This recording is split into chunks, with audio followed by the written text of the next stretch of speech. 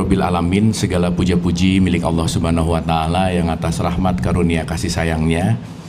Alhamdulillah, Ibu dan Bapak yang dirahmati oleh Allah, pada pagi hari ini kita dikumpulkan di masjid yang mulia ini. Alhamdulillah, pagi hari ini kita bisa sampai dengan selamat dan kita bisa punya semangat belajar yang luar biasa. Dan alhamdulillah, senantiasa apapun yang dijadikan perjalanan kita selalu mendapatkan kebermanfaatan. Wabil khusus pagi hari ini kita sama-sama belajar lagi, membuka pikiran dan membuka hati, dan yang terpenting selalu menginginkan dan selalu merindukan keridhaan Allah Subhanahu wa Ta'ala. Amin, amin ya Allah ya Rabbal Alamin. Salawat serta salam itu juga kita lupakan, kita sampaikan kepada seluruh nabi dan rasul, wabil khusus baginda besar kita Rasulullah Muhammad Sallallahu Alaihi Wasallam, kepada para sahabat-sahabatnya, tabiin, pemuka-pemuka agama, wali-wali Allah, pejuang-pejuang bangsa, dan senantiasa sampai kepada kita sampai akhir zaman. Amin, amin ya Allah ya Rabbal Alamin. Ibu bapak sehat semuanya? Alhamdulillah. Ini serang ya. Punten Kang, boleh nggak namanya apa? Ada saudara-saudara kita yang sedang sakit, ya. Mohon kita doa sebentar untuk mereka yang sedang sakit dan berhalangan hadir. Baik. Sebelum kita mulai, ada baiknya kita hening dulu sejenak, Ibu dan Bapak. Wabil khusus, pertama mari kita doakan kedua orang ibu bapak kita tentu saja. Yang kedua, siapapun yang terlebih dahulu meninggalkan kita, dan siapapun yang sedang sakit, musibah, senantiasa Allah memberikan kekuatan untuk melampauinya. Dan yang paling esensial, kita bermunajat dan berdoa senantiasa pagi hari ini kita sama-sama dimudahkan untuk terbuka kesadaran dan mendapatkan hikmah.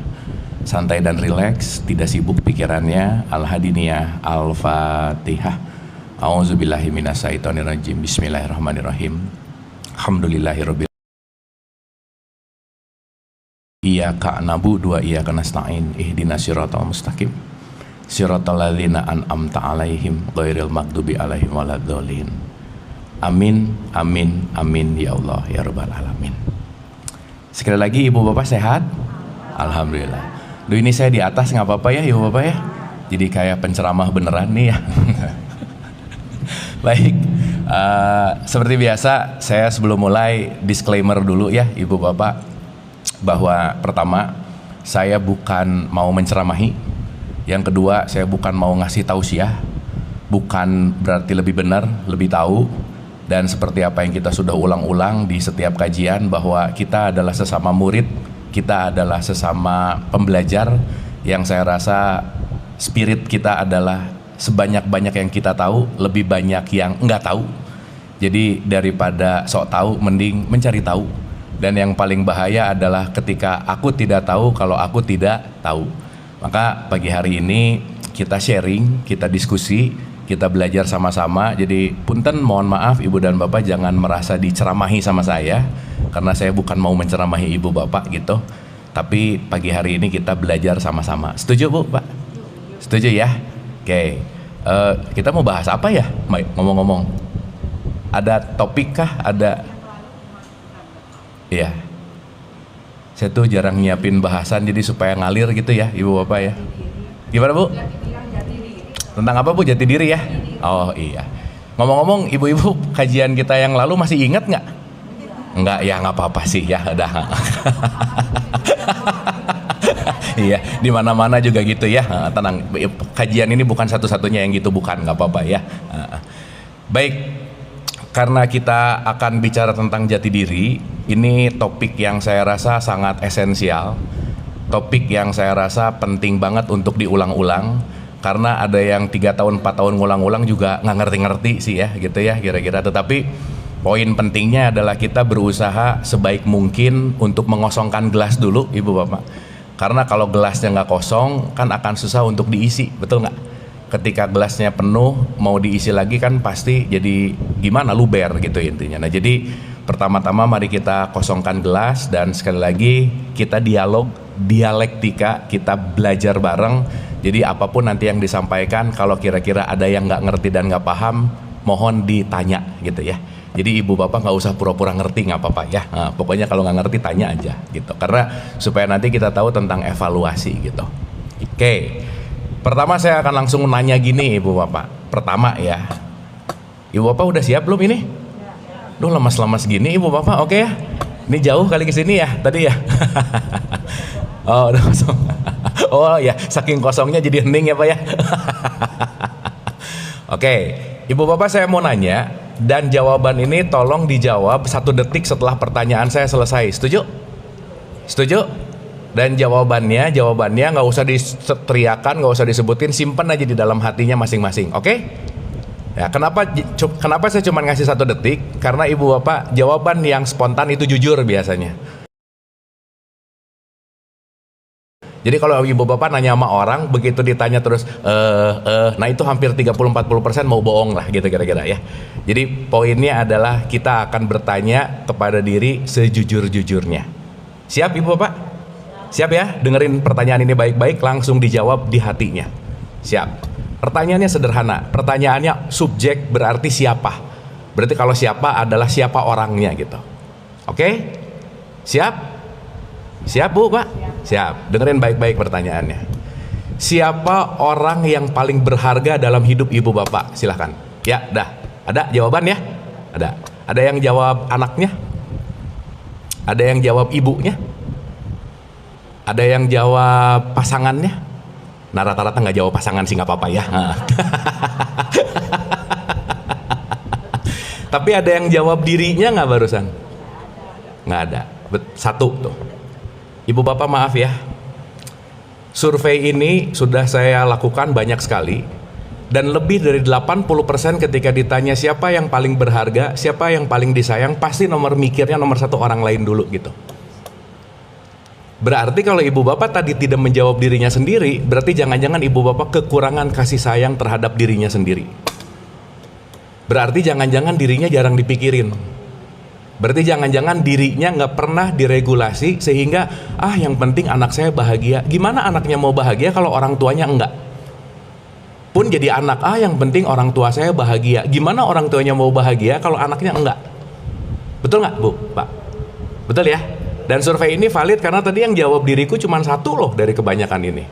Atau mungkin 2 atau mungkin 3. Dan kebanyakan orang hari ini justru malah mementingkan faktor di luar dirinya daripada dirinya. Makanya di surat 66 ayat 6 Al-Quran itu kan ada kata-kata gini, ibu dan bapak. Peliharalah dirimu dan keluargamu. Jadi nomor 1 yang dipelihara siapa dulu? Berarti yang harus disayang siapa dulu? Yang harus dihargai siapa dulu? Kenapa mikirnya nggak diri sendiri barusan? Ayo, betul nggak? Jangan-jangan lupa diri. Jangan-jangan tidak mengingat diri, dan ketika kita lupa diri, bagaimana kita akan bisa menguasai diri? Makanya kenapa bu, akhir-akhir ini kalau kita bahas ya, ujungnya tetap pada satu statement yang kalau kita pakai bahasa Arabnya tuh kalimatnya gini. Man arafah nafsah, fakot arafah robah. Siapa yang mengenal nafsnya, pasti dia akan mengenal robnya. Gimana kita mau sayang sama orang lain kalau kita nggak pernah sayang sama diri sendiri gitu. Makanya ibu bapak, topik yang sekarang lagi trending salah satunya adalah self love. Banyak orang hari ini yang tidak mencintai dirinya karena lupa sama dirinya, karena tidak mengenal dirinya. Oke ibu bapak? Sip? Duh jadi lemas gini ibu bapak, oke nggak ini? Ya ibu bapak tapi nggak usah merasa bersalah ya, kalau gitu aku selama ini nggak usah nggak apa-apa juga gitu. Tapi supaya kita mengingatnya, dan memang antara self love dan selfish itu beda tipis memang. Karena antara aku mencintai diri dan aku egois itu memang beda tipis gitu. Oke, kita pemanasan dulu ya. Oke, duh ini kalau nggak ada coret-coret, tapi ibu bapak mudah-mudahan kebayang ya. Bayang ya, kalau digambarin tuh lebih visual biasanya. Nah, sekarang saya mau nanya, ibu bapak yang dirahmati oleh Allah, kita tahu dalam tradisi Islam, kita Islam gitu ya, ada kata-kata begini bu, pak. Inna dina indallahil Islam. Pernah dengar begitu? Pernah dengar begitu? Oke. Yang sering terjemahan umum itu mengatakan yang terbaik dan diridhoi adalah Islam. Adalah apa bu, pak? Islam. Pertanyaan. Saya gimana ya? Saya mau gini, mau membuat sebuah eksperimen begini. Ibu dan bapak, Kalau kita ngomongin diri sejati, sesuatu yang sejati itu tidak pernah terkontaminasi. Oke? Tidak pernah apa? Berarti dia kita sebut sebagai pure, itulah yang sering disebut namanya fitrah. Apa Bu, Pak? Fitrah. Berarti diri sejati kita itu adalah fitrah. Nah sekarang kalau saya tanya simpel aja, atau ibu bapak ketemu teman baru, ditanya, Anda siapa? Ibu ini siapa? Atau bapak ini siapa? Ibu bapak kira-kira mau jawab apa? Ih jadi diem gini sih. Ini ada orang baru tanya, Anda siapa? Mau jawab apa? Nama. Ya, oke? Oke, sekarang saya tanya, nama itu dirimu yang sejati bukan?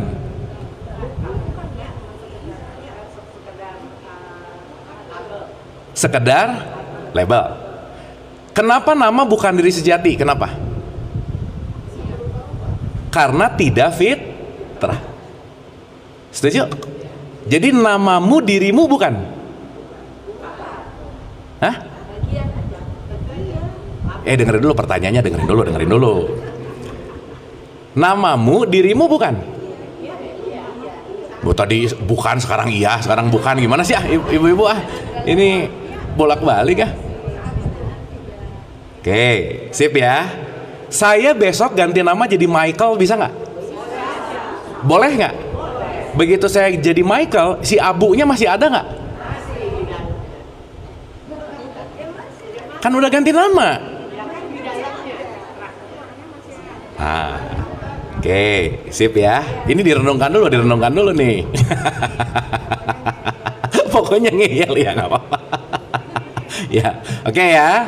Jadi kalau kita bicara dalam konteks ini, berarti kata kuncinya adalah sesuatu yang sejati tidak pernah terkontaminasi, tidak pernah bisa berubah, tidak pernah berganti, tidak lekang oleh waktu, tidak kebasahan oleh air, tidak terbakar oleh api. Pokoknya intinya adalah sesuatu yang fitrah itu sesuatu yang sejati, itu adalah sesuatu yang nggak pernah berubah. Nah, sekarang pertanyaannya begini, tubuh ibu dan bapak sejati bukan? Tubuhmu dirimu bukan?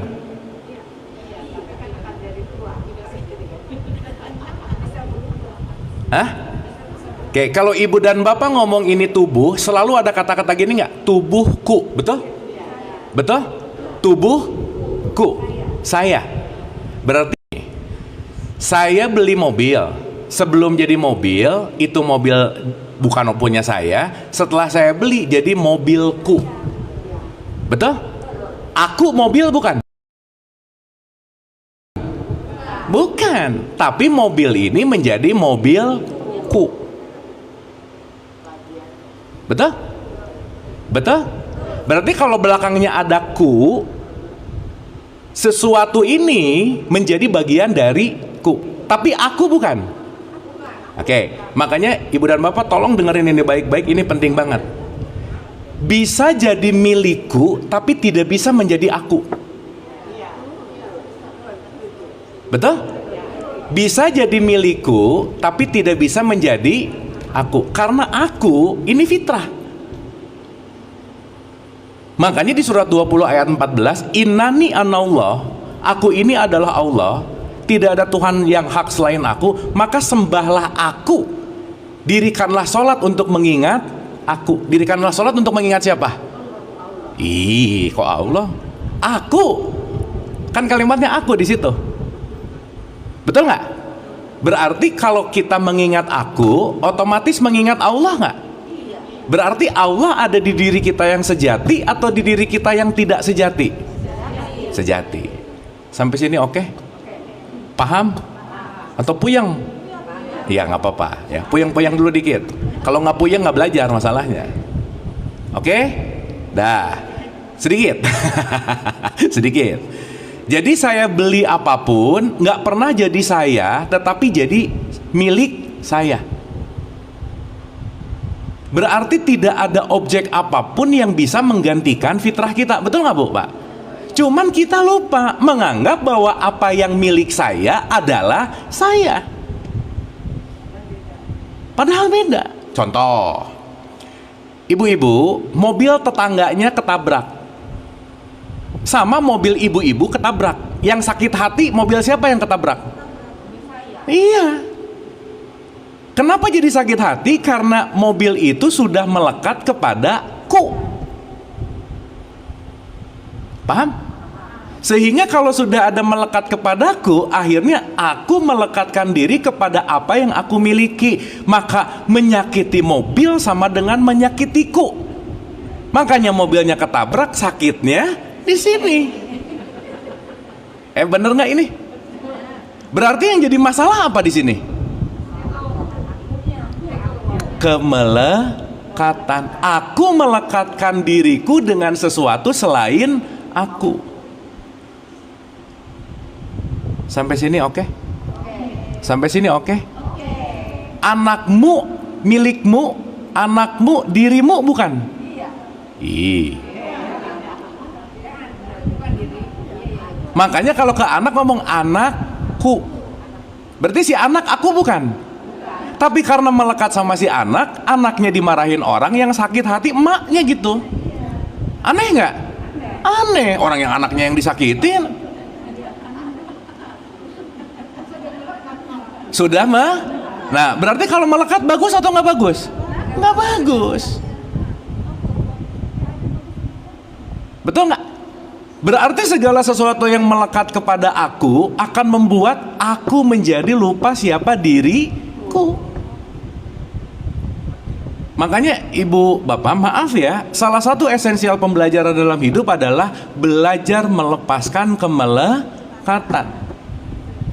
Karena semakin aku melekat kepada semua apapun yang aku miliki, lama-lama aku akan mengidentifikasi diriku kepada semua itu. Mobilnya kegores, pusing. Handphonenya hilang, pusing. Anaknya sakit, pusing. Betul nggak? Jadi ternyata semua permasalahan hidup datang karena kenapa? Lupa mana aku sejati dan mana aku yang ilusi. Sampai sini oke? Paham? Paham? Jadi ketika ibu dan bapak ngelihat sesuatu, ini punyaku, ingat ini bukan aku loh. Makanya sesuatu yang sangat melekat, semesta pasti akan mencari jalan untuk melepaskannya. Makanya kita belajar tidak melekat. Ini tanganku bukan? Ya. Aku bukan? Bukan. Sok saya mau nanya, Bu, abu tuh yang mana? Ya yang itu tuh yang mana? Ini pipi, tubuh.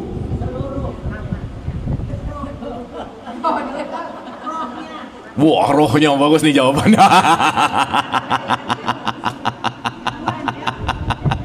Betul nggak? Ibu bapak maaf ya, once kita nggak ngerti ini, kita akan sangat-sangat sulit untuk bisa beradaptasi dalam kehidupan. Berantem aja kerjaannya, pasti.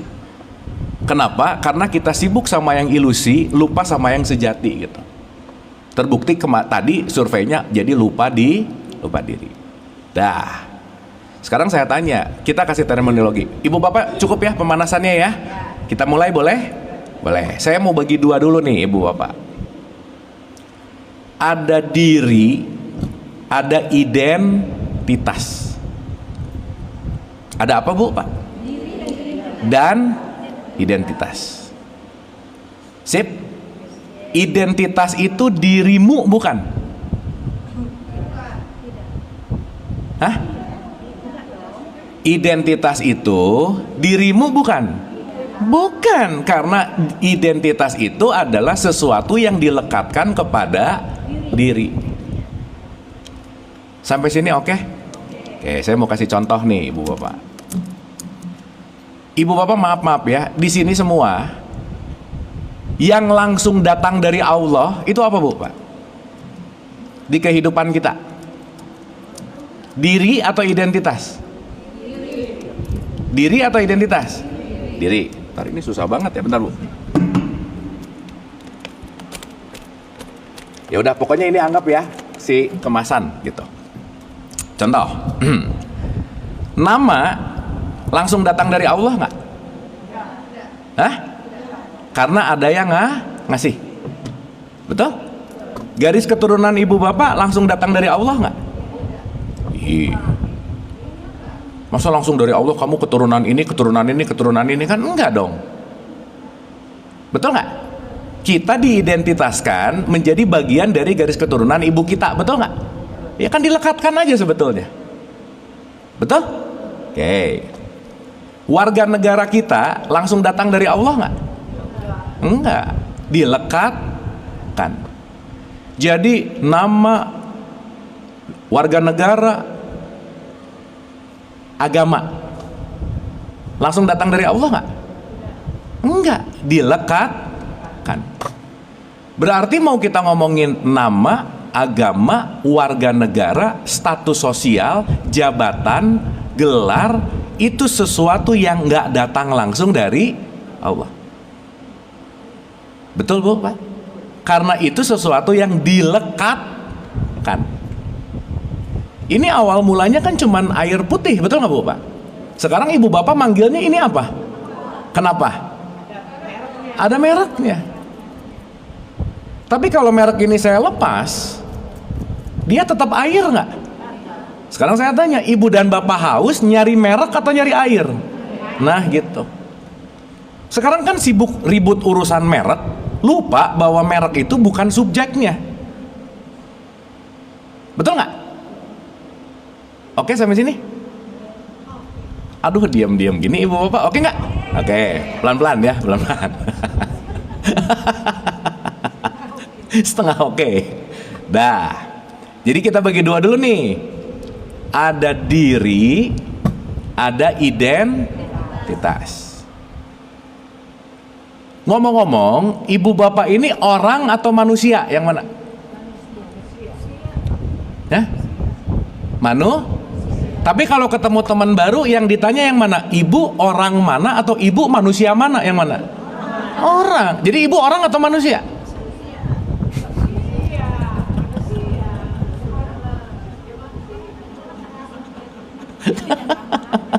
Kok sama aja? Berarti ada perbedaan nggak antara orang dan manusia? Contoh, di bulan Februari akhir nanti kita masuk bulan Ramadan. Di bulan Ramadan ada puasa. Yang disuruh puasa itu orang atau manusia? Nah, mulai. Kan ayatnya bilang, ya ayyuhalladzina amanu kutiba alaikumus siyam. Apa artinya Bu, Pak? Hai. Kan nggak ada kata-kata hai manusia beriman, nggak ada. Hai orang-orang yang beriman. Berarti yang disuruh puasa orang atau manusia? Ibu bapak nanti puasa nggak? Berarti ibu bapak orang apa manusia? Oh tadi manusia sekarang orang bolak-balik Ayo. Oh belum dijelasin ya. Bu kita pengajian udah berapa lama Bu? Oh ketumbuk-tumbuk ya. Oh banyak masalah ya. Masalah disalahin ya. Ya tapi nggak apa-apa sih. Oke, ulang ya. Ingatin ini baik-baik ibu bapak. Orang itu identitas, manusia itu dirinya. Oke? Orang itu apa? Manusia itu berarti kita terlahir sebagai orang atau terlahir sebagai manusia? Terlahir sebagai manusia yang diberikan makanya disebut seorang manusia. Nggak ada semanusia orang, nggak ada. Dalam perspektif bahasa Arab, orang itu disebut basyar Bu, Pak. Manusia itu disebut mas. Maka lebih luas disebut insan. Makanya nggak ada basyar kamil, yang ada insan kamil. Nah sekarang saya tanya, maaf ya. Berarti semua terlahir di sini, kita semua gini. Semua di ruangan di masjid ini yang beda orangnya atau manusianya? Keorangannya atau kemanusiaannya? Karena semua yang di sini perbedaannya adalah identitas. Tapi kita sama-sama manusia nggak? Yes. Jadi ibu bapak maaf ya, ketika kita terlahir sebagai manusia dan dilekatkan identitas seperti warga negara, nama, garis keturunan, agama, ketika identitas agama merendahkan kemanusiaan kita, berarti kita tidak mengerti apa yang disebut dengan yang namanya kemanusiaan. Jadi kalau ada orang merendahkan gara-gara agama, menerakakan gara-gara agama, mengkafirkan gara-gara agama, pokoknya julid gara-gara agama, berarti sibuk di dalam konteks identitas, berarti kita lagi kehilangan kemanusiaan. Ibu bapak saya mau nanya, maaf ya, kita ini lebih dulu jadi manusia atau lebih dulu jadi orang Islam? Manusia. Belakangan dikasih agama namanya Islam. Sampai sini oke? Sampai sini oke? Nah, kalau gitu, kalau udah oke, kita masuk nih. Jadi Islam itu diri atau identitas? Ih, dengerin dulu pertanyaannya. Islam itu diri atau identitas? Nah, saya koma ya. Agama Islam itu diri atau identitas? Identitas kalau agamanya. Tapi Islam tidak terletak pada identitas, Islam terletak pada diri. Jadi orang yang agamanya Islam belum tentu dirinya Islam. Orang lahir belajar langsung Islam kok. Betul nggak? Mungkin nggak ngerti Islam itu apa, pokoknya sholat, puasa, umroh, haji, tapi nggak ngerti ini untuk apa gitu. Sehingga kalau sekarang kita bangga dengan identitas, ibu bapak maaf ya, KTP Islam kita tidak menyelamatkan apa-apa di akhirat. Betul nggak? Karena yang menyelamatkan adalah diri, bukan identitasnya. Maka ingat nggak waktu beberapa tahun kita bahas bahwa maaf ya, orang yang KTP-nya Islam belum tentu Islami. Betul nggak? Pun saya balik, orang yang KTP-nya tidak Islam, mungkin dia bisa Jadi value itu terletak pada identitas atau terletak pada diri? Mantap. Pinter. Karena udah pinter dan benar, udahan aja ngajinya ya. Nah, udah benar. Dapat ya? Sekarang yang sering berantem dirinya atau identitasnya?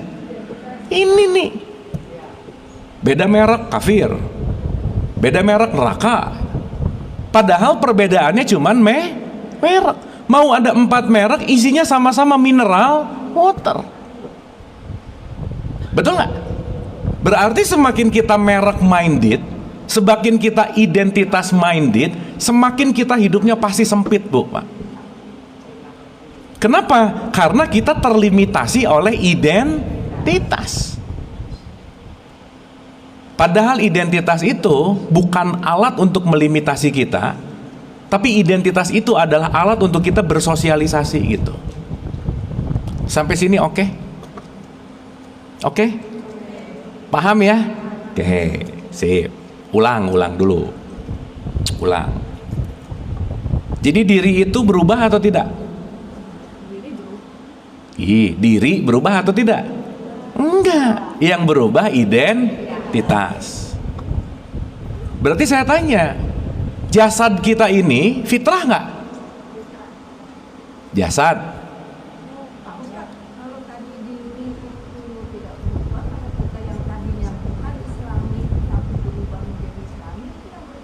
Identitasnya bukan. Kalau ngomongin Islami, dirinya. Tapi itu tidak ada kaitan sama identitas. Maksudnya dia semakin banyak belajar, semakin jadi tambah Islamnya, tambah imannya, gitu.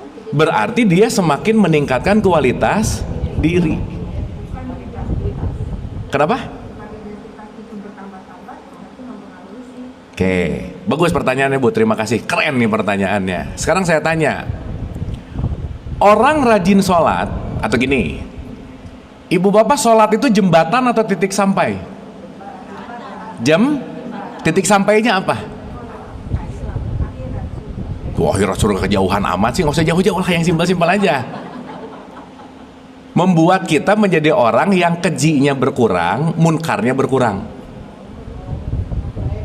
Betul nggak? Gimana Bu? Betul, lahir kita keji nggak? Nggak, berarti kita jadi keji karena diajarin nggak? Iya. Berarti lingkungan memengaruhi nggak? Tapi kan nggak bisa disalahin. Perubahan atau tidak bukan masalah lingkungannya, tapi mau atau tidak, betul nggak? Ya, contoh.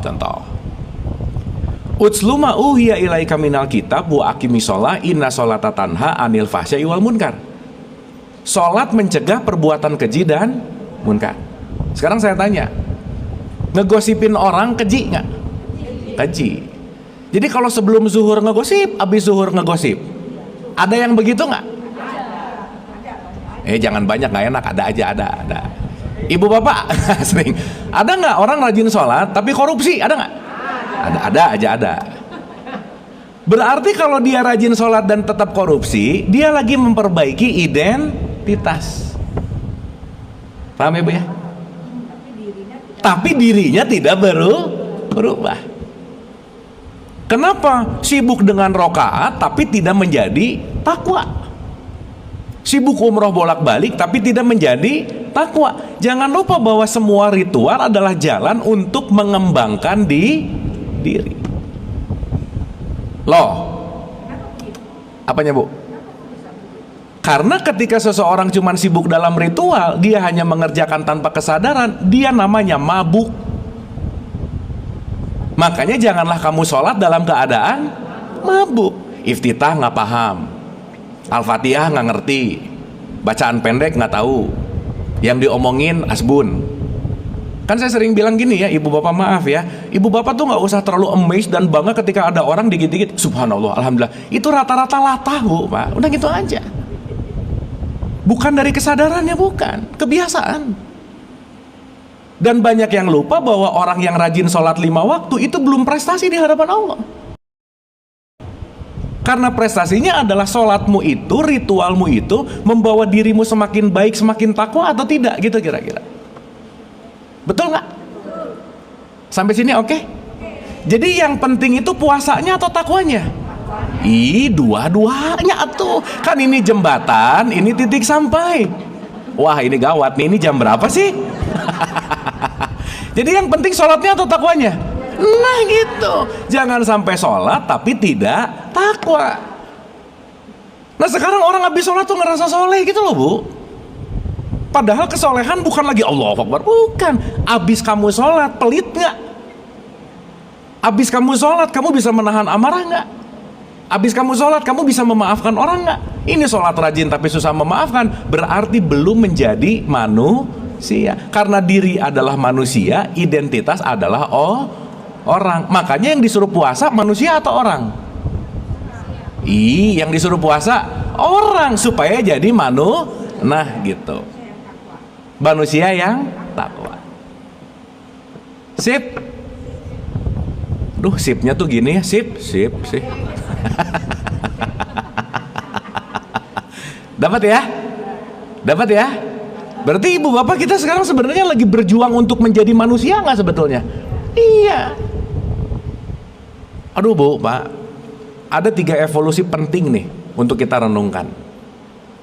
Sampai-sampai Quran tuh nyindir kita tuh dahsyat loh Bu, Pak. Ibu bapak maaf ya, kalau orang baca Quran gak ngerti isinya, kira-kira dia akan merasa terpanggil nggak untuk tahu isinya? Enggak. Ada seorang seorang ibu, anaknya kuliah di Jepang Bu, Pak. Udah lama kuliah di Jepang, sehingga tanpa sadar dia nulis surat ke ibunya pakai bahasa Jepang. Ibunya nerima surat, begitu dibaca, ibunya mah nggak ngerti. Begitu dibaca, dapat surat dari anak. Diliatin sama tetangga semuanya. Diliatin, pas ketemu tetangga yang ngerti bahasa Jepang, si ibu, Bu kenapa senyum-senyum? Padahal isi suratnya, Ibu, aku udah sakit 3 bulan, tolong tengok aku segera. Betul nggak Bu, Pak? Sehingga si ibu ini nggak ngerti isi pesannya, tapi bangga dengan pesannya, diliatin sama semua orang, bahkan mungkin dinyanyiin dengan lagu-lagu gitu. Padahal pesannya adalah tolong datang segera karena aku lagi sakit. Begitu dia ngerti baru, ya Allah, Selama ini maaf ya, kira-kira ngaji, baca Quran, banyak pahamnya, banyak nggak pahamnya Bu, Pak? Nggak paham, makanya nggak tahu message-nya apa. Makanya terus belajar. Maksud saya, once kita tidak menaikkan kesadaran kita ke level yang lebih dalam, hanya bunyi, gimana mau jadi manusia? Makanya kan ada kata-kata kaburomaktan indallahi antakulu malataf alun. Allah tuh nggak suka kamu ngomong tapi kamu nggak ngerjain. Artinya apa? Omongan yang nggak di ngertiin sehingga kerjaannya nggak sesuai dengan ucapan gitu loh Bu. Sampai sini oke? Sip? Paham? Jadi Islam itu diri atau identitas? Islam diri. Nah ini belum 5 menit lagi ya. Diri. Agama Islam adalah identitas.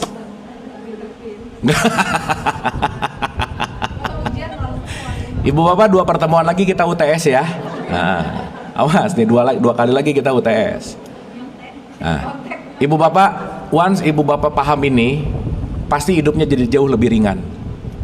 Kenapa? Kita tiap hari itu sibuk sama identitas masalahnya.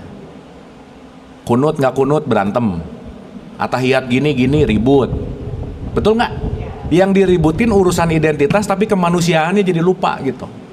Bawaannya tuh pengen ngebenerin orang mulu, sekedar mengingatkan gitu mulu Bu Pak. Dan kita penting untuk sadar ya ibu bapak ya, tidak akan ada orang yang berubah karena dikasih wejangan, tuh nggak ada. Dikasih nasihat mulu, wejangan mulu, nggak ada berubah. Karena perubahan terjadi karena contoh. Ibu bapak kalau nggak mencontohkan, nggak akan ada yang berubah gitu. Kan lucu ya, mama sih biasanya ngomong ke anaknya, nah kamu jangan marah-marah dong. Nyuruh jangan marah-marah tapi sambil marah-marah. Aneh nggak Bu Pak? Aneh. Berharap anaknya nggak marah-marah, ya nggak bisa. Betul nggak? Sip? Paham? Dapat sampai sini? Nah, pelan-pelan ya. Paham ya? Jadi di antara kita sekarang yang berbeda apanya? Sip, mantap. Tapi kalau identitas kita copot, kita semua adalah Ibu bapak tolong lihat semua orang manusianya. Jangan, maaf ya, jangan mentang-mentang dia OB yang ngomongnya adalah atasan kamu ya. Dia ngelihat OB-nya, dia lupa bahwa di dalam OB ada manusia. Betul nggak? Bisa nggak sekarang orang menghormati orang lain gara-gara pangkatnya Bu Pak? Bisa. Berarti dia lagi menghormati dirinya atau lagi menghormati identitasnya? Semakin kita menghormati identitas, menuhankan identitas, siap-siap kecewa aja udah pasti. Sampai sini oke? Sampai sini oke? Percikan Allah ada di diri atau ada di identitas? Sip, mantap. Berarti siapapun yang kita lihat ada percikan Allah nggak? Kalau kita sadar ini, mau ngejelekin gimana pun pasti direm. Kenapa? Kalau aku ngejelekin kamu, aku tahu aku lagi ngejelekin isinya. Dan isi di dalam kamu adalah isi di dalam aku juga. Maka menjelekanmu sama dengan menjelekanku. Menyakitimu sama dengan menyakitiku. Pun menyayangimu sama dengan menyayangiku. Dan nanti akan make sense kenapa di Al-Baqarah 115 ada statement yang menarik. Timur dan barat milik Allah, kemana saja kamu menghadap, di situ wajah Allah. Ibu bapak bisa ngelihat wajah Allah di mana-mana nggak kira-kira? Iya. Ingat ya, wajah itu bukan muka Bu Pak. Wajah itu appearance. Appearance itu penampilan, menampil. Wajah Allah menampil di OB nggak? Wajah Allah menampil di tukang sampah nggak? Wajah Allah menampil di jenderal nggak? Tidak ada identitas yang isinya kecuali wajahnya dia. Kalau kita ingat dirinya, kita nggak akan bisa menjelekkan siapapun Bu Pak. Tapi sering lupa diri. Akhirnya menjelekkan, menerakakan, mengkafirkan dan seterusnya gitu. Sampai sini oke? Paham? Dapat ya? Dah, pelan-pelan nih. Pertanyaan. Kita lahir fitrah nggak Bu Pak? Fitrah. Karena di surat 32 ayat 9 ada statement, aku tiupkan bagianku kepadamu. Oke? Kefitrahan itu dalam perspektif Quran disebut ruh. Apa Bu, Pak? Oke. Berarti kita semua ini ruh yang dikasih jasad atau jasad yang ditiupkan ruh, yang mana?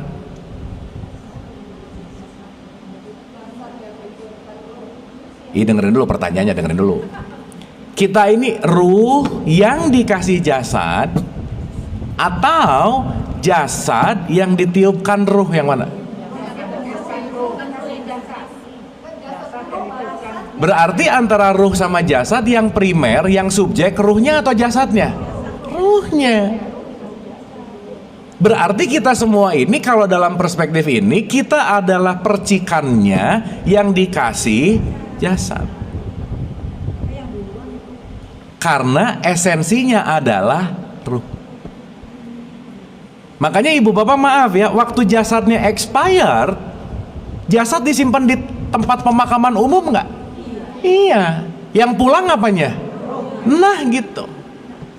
Jadi yang penting ruhnya atau jasadnya? Ih, dua-duanya, kan ada dua-duanya. Nah ini mulai lagi nih, mulai. Nah, berarti jasad harus diurus nggak? Iya dong. Iya. Nah sekarang saya tanya, waktu ibu bapak sholat itu kegiatan jasmani atau kegiatan ruhani? Enggak, saya nanya yang ada-ada aja dulu. Selama ini, jangan-jangan sholat itu cuman gerakan ini. Ininya nggak connect gitu. Buktinya begitu sholat, Allahu Akbar, rakaat 2, rakaat 3 ya. Ada yang begitu nggak? Nah. Oh, bukan faktor U sih, nggak terlatih aja. Ibu bapak jangan nyalahin umur ya, jangan. Paham nggak maksud saya? Berarti inti dari sholat itu manajemen jasmani atau manajemen ruhani? Dua-duanya. Tubuhnya di manage, ruhnya connect. Paham Bu, Pak? Jadi kalau ibu bapak sholat tapi ruhnya nggak connect, ruhnya tidak nyambung, atau nanti kita sebut jiwa lah ya, nggak nyambung, itu cuma jadi olahraga. Makanya selesai zuhur tetap ngegosip gitu. Jadi kadang maaf ya, beda tipis antara sholat sama senam gitu loh Bu. Ini orang lagi sholat apa lagi senam sih? Jangan-jangan cuma olahraga. Makanya diulang-ulang. Nilai dari sholat tidak terletak ketika kita melakukan gerakan sholat, tapi setelahnya. Contoh. Ibu bapak kita bisa ngelihat orang sholat nggak? Dengerin dulu pertanyaannya, dengerin dulu. Bisa ngelihat orang sholat nggak? Ibu bapak kalau ini ya, ada yang lagi sholat ya, ibu bapak ngelihat orang sholat atau ngelihat orang yang gerakannya sholat? Yang dilihat itu gerakannya. Karena sholat itu bukan gerakan. Sholat itu adalah setelah kamu melakukan ritual, ada rasanya. Sholat tidak terlihat tapi terasa. Makanya ending dari sholat itu adalah damai. Assalamualaikum. Berarti orang yang selesai sholat mendamaikan nggak Bu, Pak? Iya. Contoh. Ibu bapak kalau lagi kumpul-kumpul teman-teman nih ya, datang satu orang nih.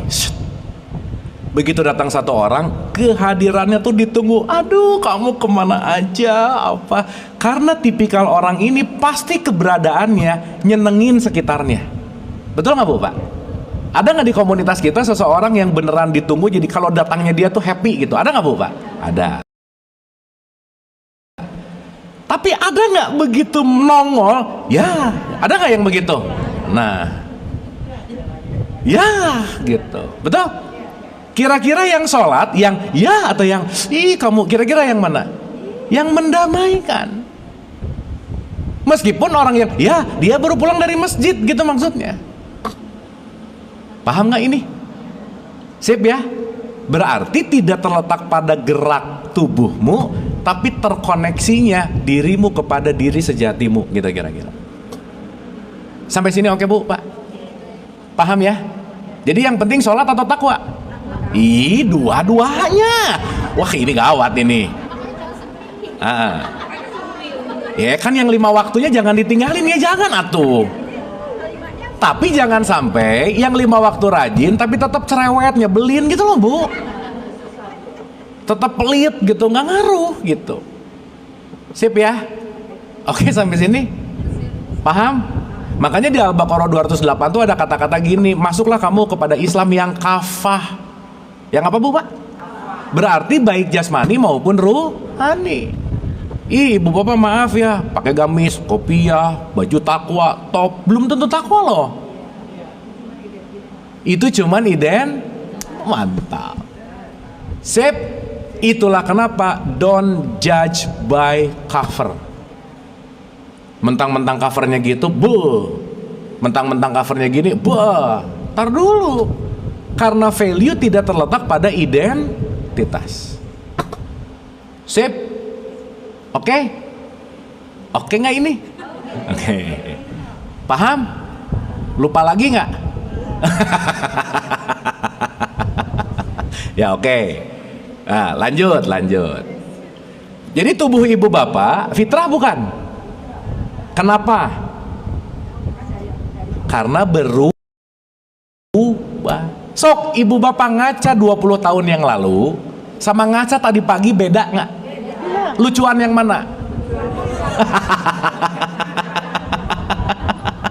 Iya, makanya sekarang filter laku Bu Pak. Untuk diketahui ya ibu bapak, sekarang bukan hanya ada neraka jahanam tapi ada filter jahanam namanya ya. Saking glowingnya ngebuat orang nggak kenal jahanam banget gitu. Makanya ibu bapak jangan percaya sama profil picture ya, hati-hati. Itu biasanya nggak sejati gitu. Fix ya, oke ya. Nah, jadi tubuh fitrah atau non fitrah? Non, kenapa? Berubah, pintar, nice. Pertanyaan. Tadi ngerti ya? Kita adalah ruh yang dikasih jasad, ruh yang dikasih identitas. Sip ya. Jadi ibu bapak ini asalnya dari mana sebenarnya? Dari Allah. Tapi tubuh fisiknya lahir di Bandung, lahir di Palembang, lahir di Makassar, lahir di Bogor, Bumi, di Kediri. Nah. Ya. Jadi yang lahir di Kediri ruhnya atau jasadnya? Jasad. Mantap. Tapi yang ngerti ini cuman satu. Ibu asal dari mana? Aku berasal dari Allah. Nggak usah, udah biasa aja. Dari Kediri, udah gitu. Tapi sadar. Paham ya? Kalau orang yang nggak paham, puyeng dia. Kok dari Allah? Nah gitu kira-kira. Tapi kalau kita punya mindset innalillahi, siapapun orang yang datang, kita tahu bahwa aku dan kamu sumbernya sama. Gitu loh Bu. Jadi potensi membencinya kecil gitu loh. Potensi julidnya kecil gitu. Ya, dah. Jadi bagian paling luar diri kita namanya apa Bu Pak? Jasad. Karena sebuah keberadaan itu perlu ada batas. Perlu ada apa? Ibu bapak bisa ngomong ini botol. Kenapa bisa ngomong ini botol? Iya, karena ada batasnya. Batas terluar kita sebagai manusia, sebagai orang apa Bu Pak? Kulit. Makanya di surat 40, 21, 22, 23, kulit menjadi satu potensi penting. Maka kulit yang membatasi ruh satu sama ruh yang lainnya. Dah, ya, pelan-pelan nih. Pelan-pelan ya, pelan-pelan. Sekarang saya mau nanya Bu Pak, Allah dekat apa jauh? Dekat apa jauh? Dekat atau dekat banget? Oke. Kalau Allah dekat banget, berarti Allah di dalam kita atau kita di dalam Allah? Nah, mulai ini asbun lagi nih. Dengerin dulu pertanyaannya. Kalau Allah dekat, Allah di dalam kita atau kita di dalam Allah? Allah di dalam, berarti di luar nggak ada dong.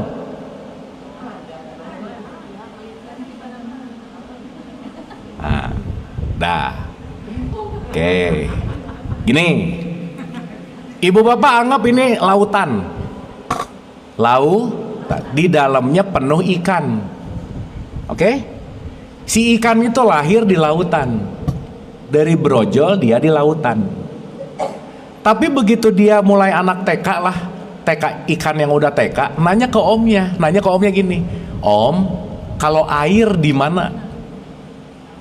Si omnya pusing nggak? Kenapa omnya pusing? Ya jelas lah omnya pusing. Nah, emang kamu dari lahir ada di mana? Betul nggak? Sekarang saya tanya, si ikan ini bisa hidup karena di dalam air, berarti antara ikan dan air ada jarak nggak? Nggak ada. Sampai sini oke? Contoh, Masjid Tazkiyah ini ada di Sentul. Sentul ada di Jawa Barat. Jawa Barat ada di Pulau Jawa. Pulau Jawa ada di Indonesia. Indonesia ada di Asia Tenggara. Asia Tenggara ada di bumi, biar cepat. Bumi ada di supercluster, di galaksi dan seterusnya. Semuanya ada di semesta alam. Saya mau nanya sama ibu bapak, terus alam semesta ada di mana?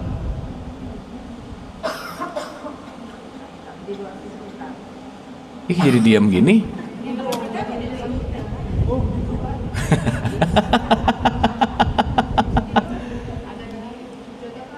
Hah? Gini. Udah nggak usah yang jauh-jauh dulu ya. Ibu bapak lihat oksigen nggak? Ya. Ibu bapak sama oksigen dekat apa jauh? Dekat. Oksigen itu ada di luar kita atau di dalam kita? Berarti di luar nggak ada dong.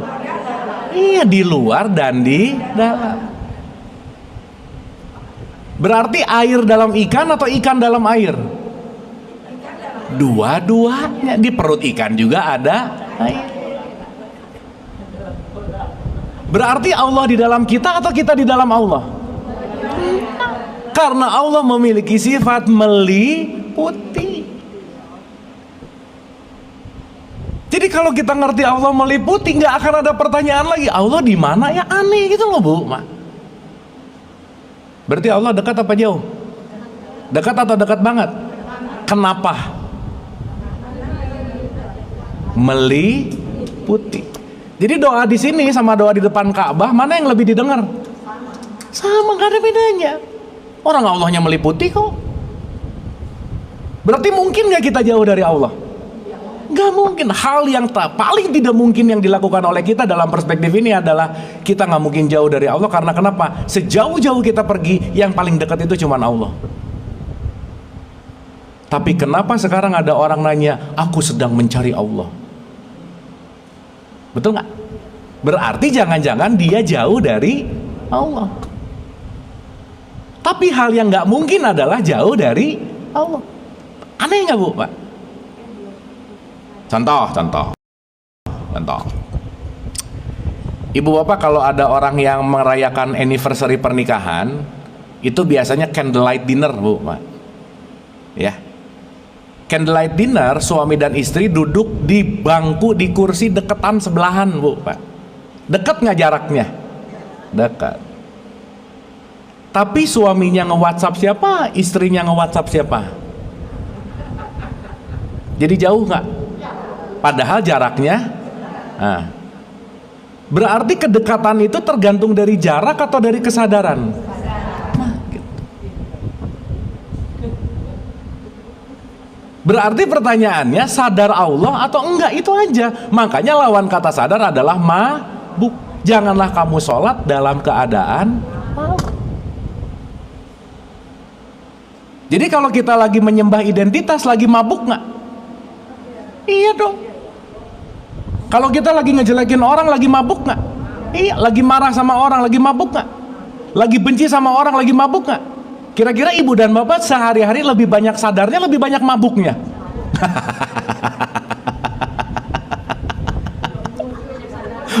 Nah, ini nyalahin umur lagi. Nggak ada urusannya sama umur, nggak ada.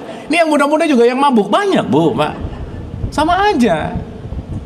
Karena kesadaran gak ditentukan oleh umur. Kenapa? Menua itu pasti, mendewasa itu pilihan.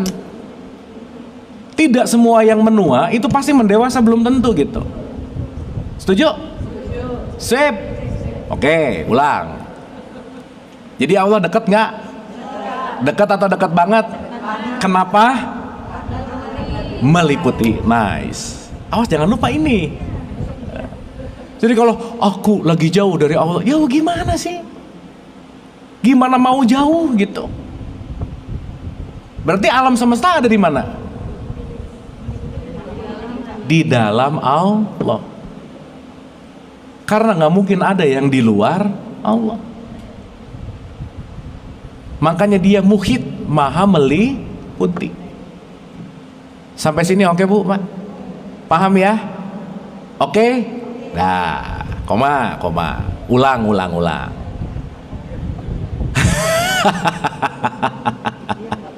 Nah, percikannya namanya ruh. Oke? Dikasih wadah namanya jasad. Pertanyaan, ketika ruh ditiupkan kepada jasad, tujuannya satu. Allah hendak membuat khalifah. Khalifah itu apa sih Bu, Pak? Pemimpin boleh lah. Kita pakai bahasa yang agak lebih gampang boleh ya? Khalifah artinya co-kreator. Tandemnya Allah untuk menciptakan segala sesuatu. Contoh, kursi yang menciptakan Allah bukan? Pencipta kursi Allah bukan? Manusia. Tapi bahan bakunya? Nah gitu. Berarti kerjasama antara Allah dan pembuat kursi, jadilah kursi. Makanya kita datang ke sini itu untuk creation, Bu, Mak. Untuk menciptakan. Khalifah tuh. Makanya dalam tradisi Jawa ada yang disebut memayu hayuning bawono. Menjadikan bumi yang udah cantik semakin cantik gitu. Nah sekarang datangnya manusia, bumi yang cantik jangan-jangan jadi kacau gitu loh Bu, Pak. Ibu Bapak pernah tahu ini nggak? Maaf ya. Kalau seluruh cacing di bumi ini hilang detik ini, kita cuma punya waktu 4 bulan untuk hidup Bu, Pak. Karena nggak akan ada yang menumbuhkan tumbuhan, betul nggak? Mau punya uang triliunan, nggak ada pohon tumbuh, nggak bisa makan uang. Maka uang tidak pernah bisa memberikan kebahagiaan. Kalau sedikit, kalau banyak bisa. Nah jangan aneh-aneh. Kalau detik ini serangga semuanya hilang, kita cuma punya waktu 3 bulan untuk hidup. Karena tidak akan ada yang membuat semuanya untuk tumbuh. Betul Bu, Pak? Tapi kalau detik ini semua manusia di bumi hilang, bumi baik-baik aja sih gitu. Betul nggak? Nah pertanyaannya, kita datang ke sini mau mempercantik atau mau merusak? That's the point. Tapi kalau nggak ada manusia, nggak akan ada mobil listrik juga gitu. Berarti kerjasama itulah yang disebut rahmatan lil alamin. Maka kalau mindset kita tidak rahmatan lil alamin, berarti kita lagi tidak mengikuti visi misinya Allah sebagai khalifah gitu kira-kira. Pertanyaannya, gimana mau jadi khalifah orang tidak mengenal diri? Sampai sini oke Bu, Pak? Sip ya? Paham ya? Nah, sedikit. Dah. Jadi jasad udah jelas, bukan fitrah. Jasad adalah kendaraan. Berarti kalau kendaraan tergantung yang nyetirnya nggak? Yes. Berarti yang nyetir jasad ibu bapak apa?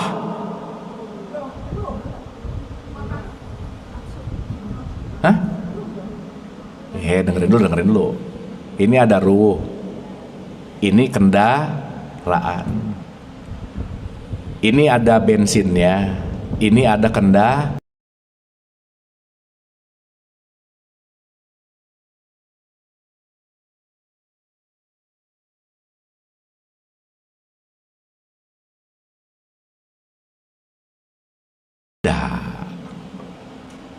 Sebenarnya namanya apa Bu, Pak?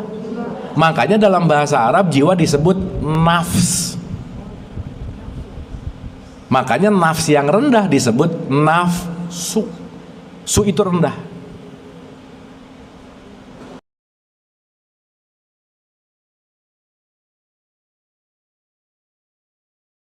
Si sopirnya harus oke nggak kira-kira? Yes. Jadi sopirnya siapa Bu, Pak? Jiwa. Jadi ini namanya hardware, ini namanya software. Ibu bapak punya handphone nggak ada software, nggak bisa WhatsAppan, betul nggak? Yes. Tapi aplikasi nggak bisa diinstal kalau tidak ada operating systemnya. Paham sampai sini? Contoh. Ibu bapak anggap ini TV ya, TV. Ibu bapak kalau pengen nonton TV harus punya TV-nya dulu nggak? Iya dong, kalau nggak mau nonton di mana? Tapi kalau ibu bapak pengen nonton drakor harus menginstal Netflix misalnya, betul? Kalau nggak punya instalan aplikasi itu, ibu bapak nggak bisa nonton. Berarti TV itu hardware bukan? Programnya namanya jiwa. Berarti hal yang paling esensial, paling penting, paling primer ketika ibu bapak mau nonton TV, TV-nya atau aplikasinya? Bukan, listriknya dari belakang nyolok.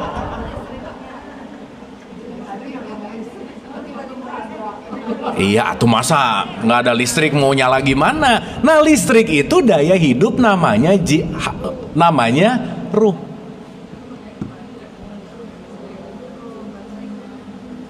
Oke sampai sini? Oke sampai sini? Makanya kalau listriknya, maaf ya, TV-nya mati, listrik masih masuk nggak?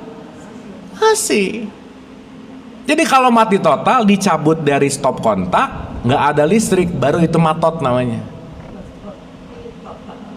Ibu bapak kalau kabelnya dicabut, TV-nya diceklekin, nyala nggak kira-kira?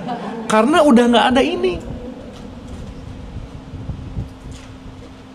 Paham sampai sini?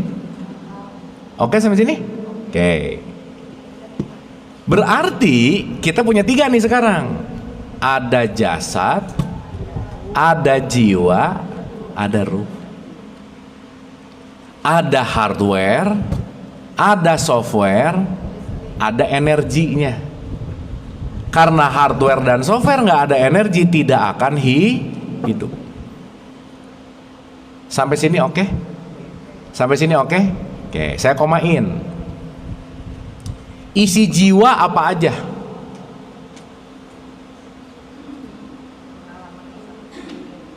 Pengalaman, memori, apalagi? Pendidikan, semua. Oke, ada 3 Bu, Pak. Nanti kita belajar, nanti saya kasih tabelnya ya. Ibu bapak nggak usah ngapalin lah. Nanti saya kasih tabelnya supaya ibu bapak diulang-ulang. Setuju? Tapi kalau udah dikasih jangan nggak dibaca, awas ya, dikumpulin mulu nggak dibaca. Nah, contoh. Ibu bapak tolong diingat-ingat ya, ini penting sepenting-pentingnya. Oke. Jasad udahlah ya, nanti kapan-kapan kita detailin tentang ini.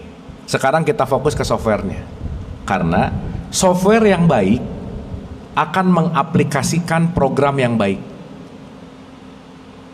Jadi kasaran kata, kalau jiwa kitanya baik, pasti ilahiyah di dalam diri kitanya hidup. Oke? Oke. Ulang. Jadi tubuh, aku bukan. Tubuh, aku bukan. Bukan, tubuhku. Karena non fitrah. Nah, masuk ke tengah, itu ada segitiga tuh.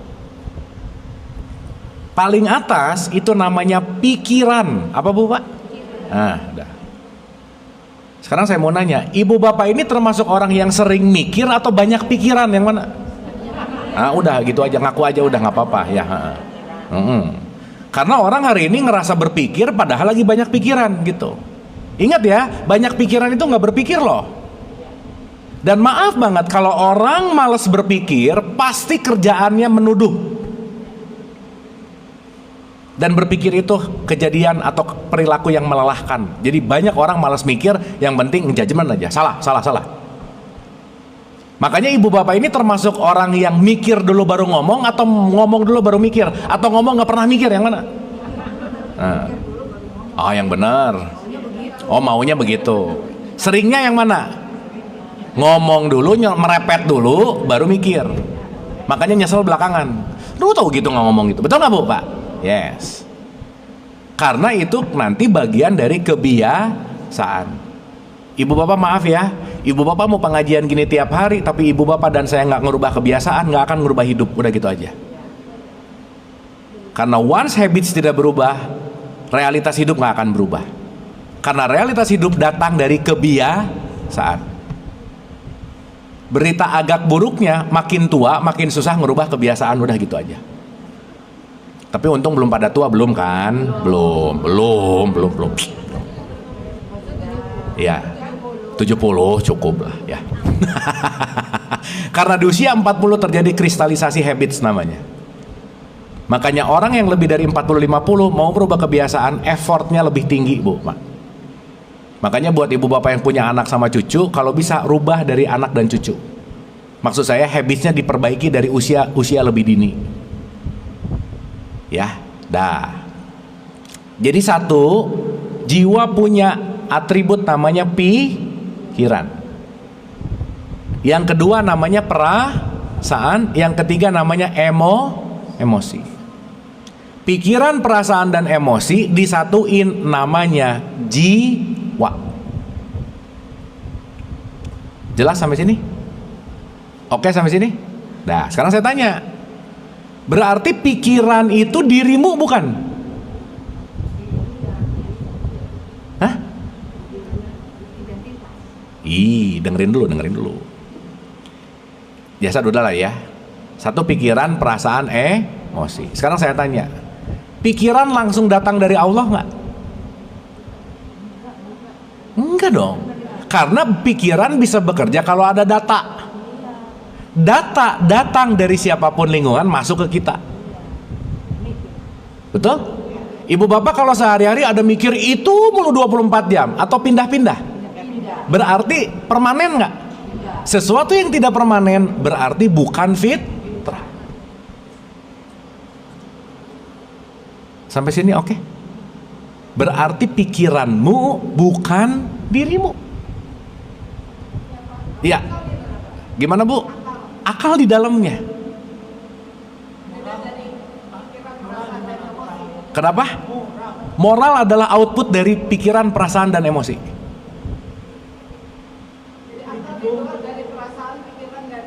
Ketika ibu menggunakan ketiga ini, sedang menggunakan akal. Kenapa? Di situ semua. Karena nanti kaitannya sama emosi, perasaan, dan pikiran. Gitu. Karena emosi nanti kaitannya sama fisiologis tubuh kita. Ini ibu lagi mikir nggak? Lagi menggunakan akal nggak? Yes. Menggunakan akal adalah aku memperhatikan pikiranku. Itu namanya menggunakan akal. Tapi kalau aku dikontrol oleh pikiranku, berarti lagi tidak menggunakan akal. Berarti akal sering dipakai nggak? Enggak. Yang sering dipakai adalah kebiasaan. Paham Bu? Ulang. Sekarang kita mikir nih. Ketika aku gini, contoh ya. Ibu dan bapak perlu dikasih tahu dulu, perlu dipahami dulu begini. Kita ini 95-98% dikuasai oleh kebiasaan. Oke? Ibu bapak dari bangun tidur ke kamar mandi kemana itu nggak mikir. Karena itu udah jadi habitual action. Dan itu terjadi 95-98%.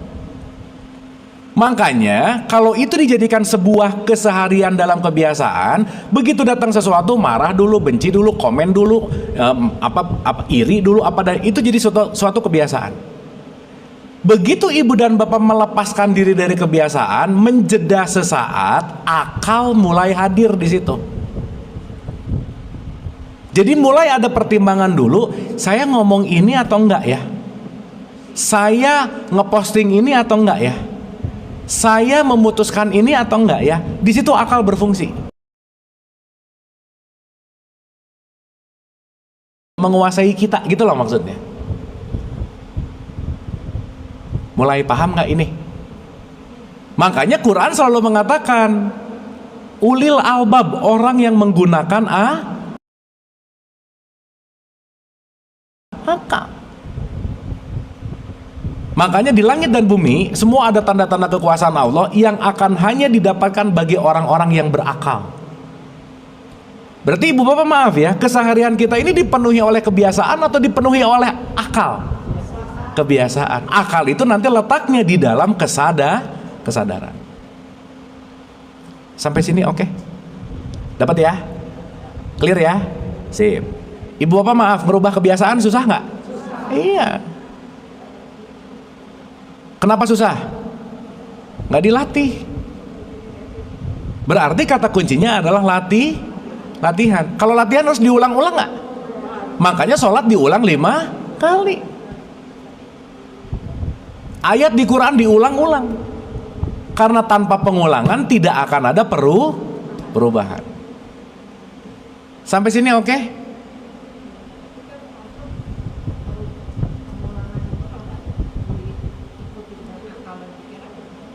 Iya, tapi ketika ibu sadar, ibu akan melakukan pikiran yang berbeda.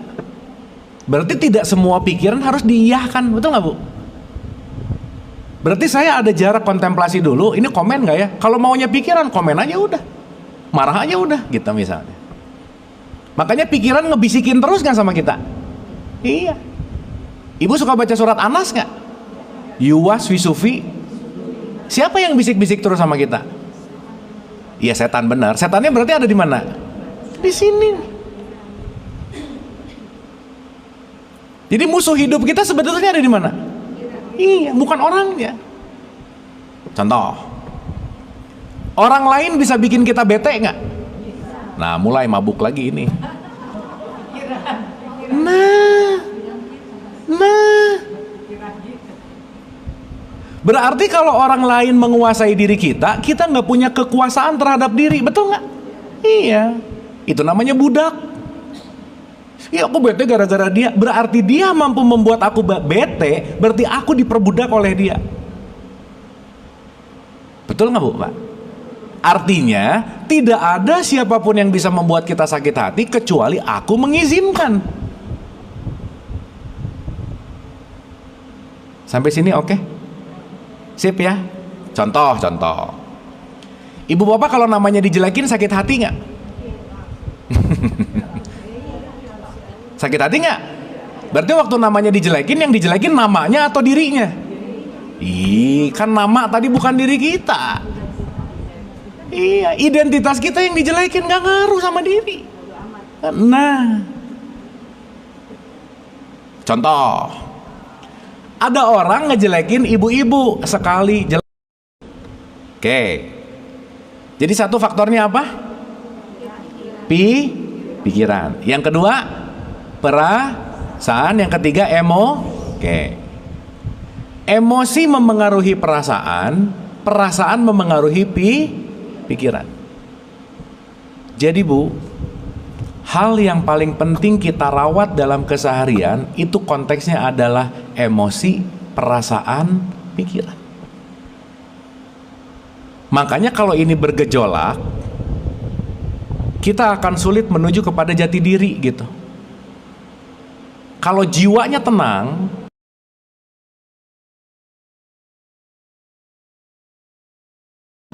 maka kita akan mudah mengakses.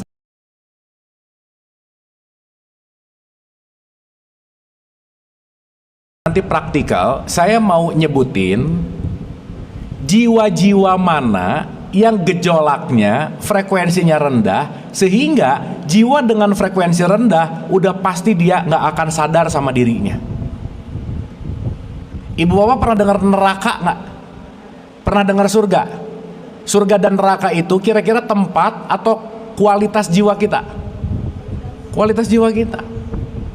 Maka jangan pengen surga nanti, jangan takut neraka nanti, karena surga dan neraka bukan tempat, tetapi jiwamu ada di frekuensi mana, gitu kira-kira. Jelas ya? Makanya di surat 11 ayat 106, Orang yang merintih kesakitan, dia ada di neraka. Orang yang bahagia, dia ada di surga. Jadi ibu bapak kalau lagi marah-marah, bete, benci, iri, dengki, lagi ada di mana? Jadi kira-kira ibu bapak sering ke neraka nggak? Sering banget. Kalau lagi ada di frekuensi rendah. Berarti kalau lagi bahagia ada di mana? Surga. Berarti surga dan neraka yang menentukan siapa? Aku. Jadi yang lucu, ibu bapak maaf ya, tiap hari kesel, tiap hari marah, terus ngomong, aku takut masuk neraka. Lah elah, udah di neraka takut masuk neraka lagi gitu. Orang bawaan yang ngambek mulu misalnya, julid mulu gitu. Sip ya? Oke ya? Nah, ibu bapak tolong ini dirasain baik-baik. Supaya jiwa kita tidak ada di zona neraka. Supaya jiwa kita ada di zona yang namanya surga. Ibu bapak mohon maaf ya, orang yang punya rumah gede belum tentu bahagia loh bu pak. Berarti di dalam istana pun dia merasa neraka gitu. Ibu bapak, saya ada kasus yang sangat real karena ini kasusnya nyata bu pak. Saya pernah diundang sama satu orang, nggak usah saya sebutin. Begitu datang ke rumahnya aja bu pak, itu di paling depan ada Bentley bu pak, mobilnya. Ke dalam sedikit ada Ferrari, ke dalam sedikit ada Lamborghini. Top aja udah. Kenapa bu? Ya. Begitu saya datang ke dalam bu pak, ngobrol, Kang, ngeluh isinya bu pak, sedih terus gitu. Terus itu nggak habis pikir, ini orang ternyata punya Bentley, Harley dan semuanya, bisa sedih juga ya gitu. Dan ada satu statement yang ngebuat saya sangat terenyuh, keren banget statementnya bu pak. Saya pengen banget deh tidur 11 orang yang di pinggir jalan itu, dia bisa tidur di mana-mana dan pulas, sementara saya kalau tidur susah banget dan tidur harus pakai obat, dia bilang. Tapi paradoksnya yang di pinggir jalan juga melihat rumah itu, kapan ya punya rumah kayak gini, gitu loh bu pak. Paradoks nggak? That's paradox. Makanya hukum semesta itu salah satunya adalah paradoks gitu. Singkat cerita, ceritalah semua kekesalan jiwa bla bla bla bla bla bla bla bla. Akhirnya ngerti bahwa ada something di dalam mentalnya. Udah aja. Alhamdulillah sekarang udah better. Nah, kenapa saya cerita ini bu pak? Maaf ya. Bahkan di dalam istana sebesar apapun dan harta bergelimangan apapun, ketika jiwamu ada di frekuensi rendah, maka kamu nggak akan ada di surga gitu kira-kira. Pun mungkin pas-pasan, nggak terlalu gimana banget, tapi jiwanya ada di kualitas frekuensi tinggi, itulah surga gitu. Makanya ibu bapak maaf ya, sebisa mungkin nggak usah membandingkan diri sama orang lain, titik. Membandingkan diri awal dari depresi bu pak. Aduh aku ya, dia mah, oh gitu aja bu. Dan jangan juga membandingkan diri dengan diri kita yang lalu, jangan bu pak. Dulu ya, aku dulu terus gitu loh bu pak. Dan kita penting untuk menerima realitas sekarang di sini saat ini gitu. Oke ibu bapak, sip ya. Nah, ada beberapa level yang ibu bapak please jangan terlalu sering ada di level ini. Karena level jiwa ini disebut level neraka.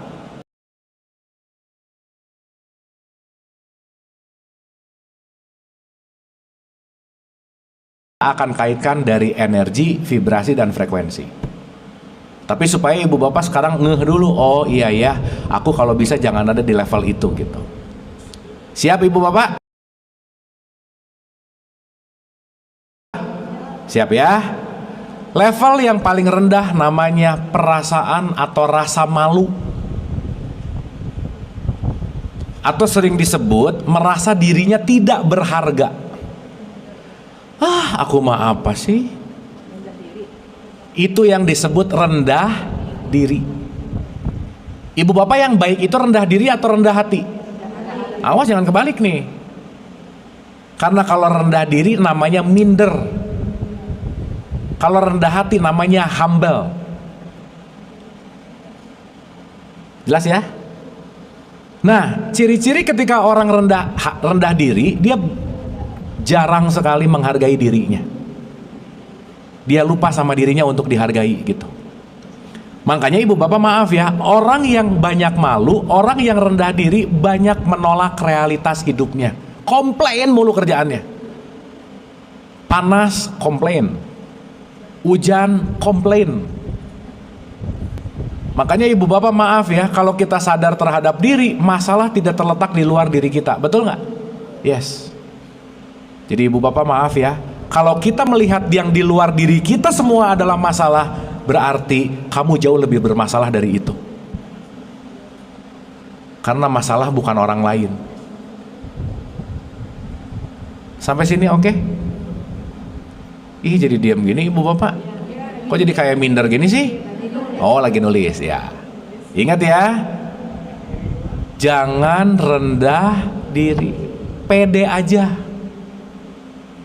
Tapi jangan over pede, jangan. Over pede juga nggak bagus. Apa pak?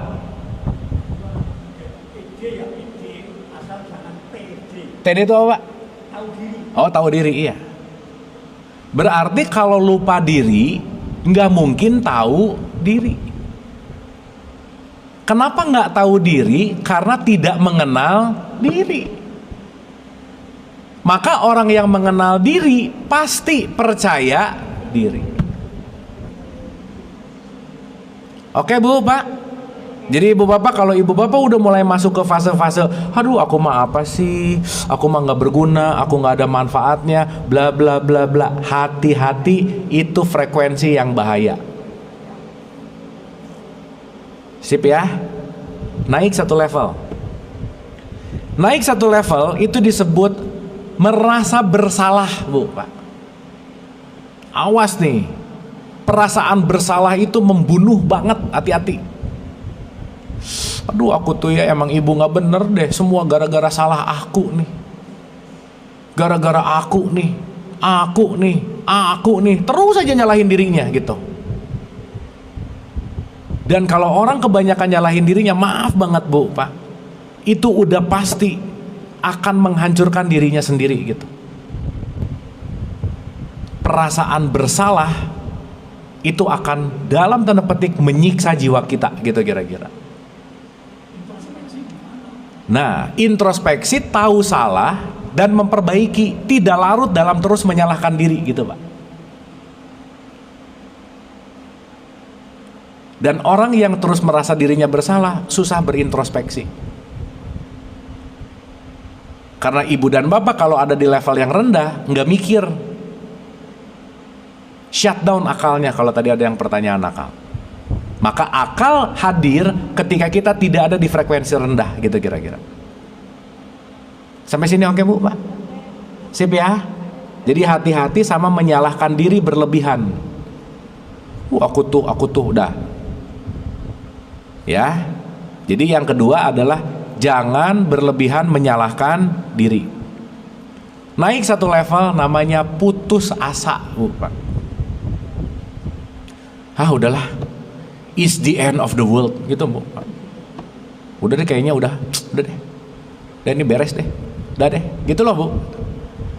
Sehingga orang yang putus asa itu nggak ada harapan. Ibu bapak saya mau nanya, ibu bapak percaya Allah nggak? Percaya Allah nggak? Tapi pertanyaannya bukan percayanya sih, seberapa percaya sama Allah. Banyak orang percaya sama Allah, tapi seberapanya kecil. Buktinya khawatir hidupnya, putus asa. Dan saya senang banget ngambil quote dari Gus Mus nih, ini bu, keren banget statementnya.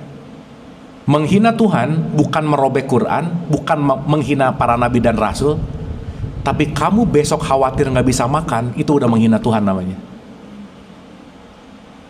Karena penuh dengan kekhawatiran dan keputusasaan gitu. Jelas ya? Jadi sekarang bukan percaya atau tidak, tapi seberapa percaya sih. Contoh. Ibu bapak, Allah akan ingkar sama janjinya nggak? Salah satu janjinya hukum semesta nggak? Kalau orang memberi pasti akan diberi. Makanya di dalam hukum semesta itu ada hukum pertukaran, namanya terima kasih. Kalau kamu habis terima, tolong dikasih. Karena kalau kamu nggak ngasih, kamu tidak akan menerima. Dan ini penyakit orang miskin, maaf ya. Kenapa orang miskin makin miskin? Karena mikirnya, aku perlu ditolong. Berarti kalau dia perlu ditolong terus, dia nggak akan nolong. Tidak akan ada pertolongan yang datang. Maka jangan memiliki mental miskin. Jelas ya Bu? Makanya kata kuncinya adalah hati-hati sama yang namanya putus asa. Karena once putus asa, jangan lupa di surat 12 ayat 86-87, orang yang berputus asa adalah orang yang kafir. Jadi ibu bapak yang KTP-nya Islam tapi tiap hari putus asa, kafir nggak dia? Berarti kafir itu nggak ada urusannya sama agama, tapi sama sikap hatinya. Ya. Yang berikutnya, tadi satu apa Bu Pak? Coba diulang. Merasa malu. Yang kedua, feeling guilty atau merasa bersalah. Yang ketiga, putus asa. Yang keempat disebut kesedihan yang mendalam. Ibu bapak kalau sedih, jangan sedih-sedih amat. Karena kesedihan yang mendalam itu akan selalu menyesali masa lalu Bu Pak. Aduh dulu ya. Dan itu akan sangat menderita. Biasanya kesedihan yang mendalam itu kaitannya sama orang-orang yang kita cintai. Secara manusiawi ya ibu bapak, kalau kita kehilangan orang yang dicintai, sedih nggak? Sedih. Tapi ibu bapak pun kalau lagi sedih, tolong kasih batas waktu. Saya mau sedih 2 bulan, sok 2 bulan ibu bapak sedih aja. Tapi after 2 bulan, move on dong. Karena kalau nggak dikasih batas waktu, kesedihan itu akan berkepanjangan. Ada loh Bu Pak yang ditinggalin sama suami atau istrinya 10 tahun masih sedih mulu. Dan hidupnya tuh nggak move on. Padahal kematian itu pasti. Dan kematian itu bukan untuk disedihin sih. Ibu bapak kalau mati pulang ke Allah nggak kira-kira? Iyalah, dalam tanda petik ya. Syarat kembali ilaihi rojiun adalah mati. Sampai sini oke Bu Pak? Jadi hati-hati sama kesedihan yang mendalam. Karena itu akan sangat menyiksa. Karena itu membuat kita ada di masa lalu terus. Nah, kesedihan yang mendalam naik satu level, namanya takut. Nggak naik satu level. Berikutnya, kelima. Nomor 5. Takut. Apalagi takut akan masa depan. Udah aja. Jadi kalau takut itu banyak kekhawatiran. Nanti gimana ya? Ibu bapak jangan lupa ya. Salah satu nature-nya pikiran kita adalah membawa ke masa lalu dan membawa ke masa depan. Ibu bapak ini penting untuk tahu ya, supaya kita sadar diri nih. Ibu bapak tahu simpanse ya? Ibu bapak tahu nggak simpanse sama kita secara fisiologis cuman beda 1,23%. Mirip. Jadi saya ibu bapak kurang 1% jadi simpanse loh Bu Pak. Salah satu pembedanya adalah dua poin ini. Satu disebut imajinasi, yang kedua disebut memori. Nah ibu bapak, hari ini ada orang yang tersiksa oleh memori dan imajinasinya. Ke masa lalu tersiksa, depresi. Ada nggak yang masalah 5 tahun yang lalu masih mumet hari ini Bu Pak? Ada nggak? Nah. Berarti dia ke masa lalu terus nggak? Depresi nggak? Yes. Ada nggak yang belum kejadian tapi udah stres sekarang? Itu namanya anxiety, overthinking. Takut mulu. Aduh nanti gimana ya kalau ini, nanti kalau ini. Nah kalau aja terus gitu. Padahal ibu bapak maaf ya, hidup kita ini di masa lalu atau di masa depan? Sekarang. Dan sekarang saat ini terbebas dari masa lalu dan masa depan. Maka khusyuk mengajarkan kita untuk hadir utuh di sini saat ini supaya kita selalu ada di sekarang. Nomor satu apa Bu, Pak? Rasa malu, bersalah, putus asa, kesedihan mendalam, takut. Yang berikutnya, jangan terlalu banyak keinginan.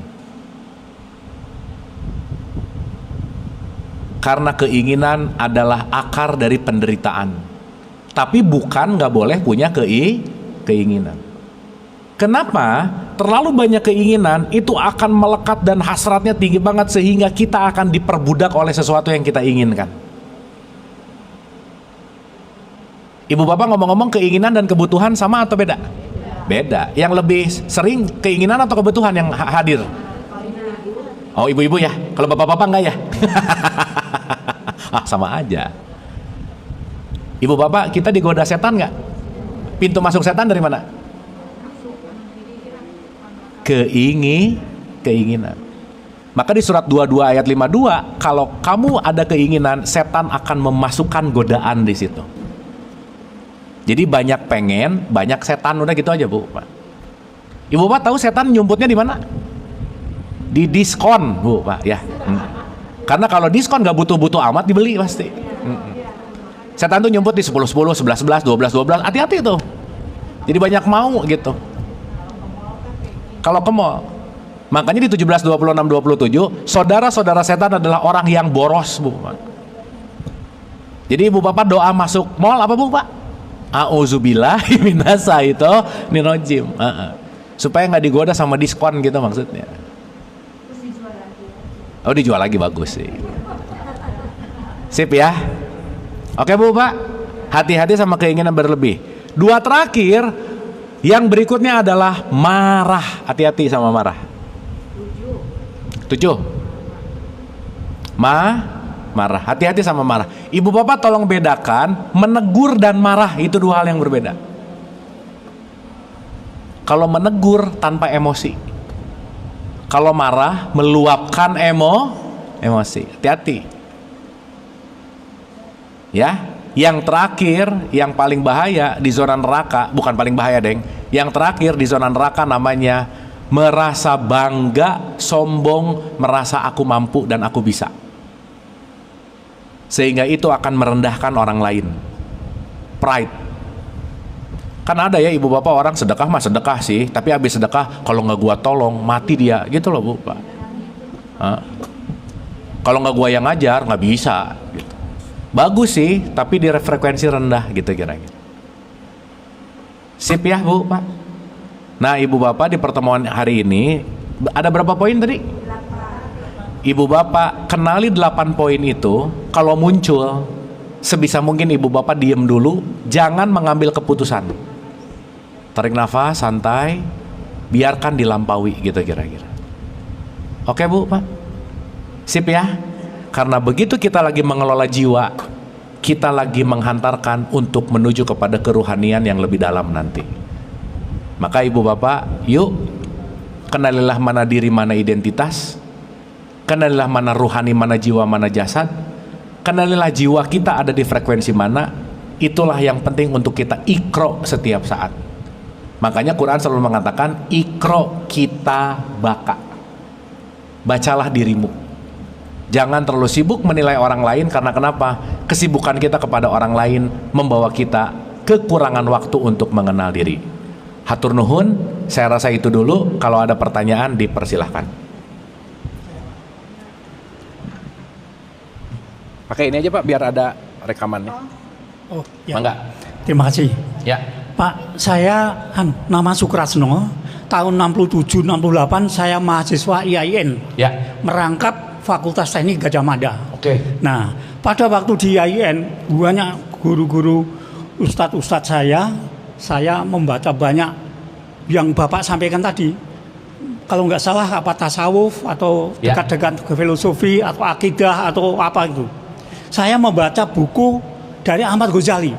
Ihya Ulumuddin. Ihya Ulumuddin. Ihya Ulumuddin Pak saya baca.